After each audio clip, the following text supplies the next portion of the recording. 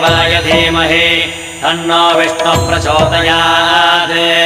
ॐ महादेव्यै च विद्महे विष्णुपत्न्यै च धीमहि तन्नो लक्ष्मी प्रचोदयात् विष्णोरराटमज विष्णो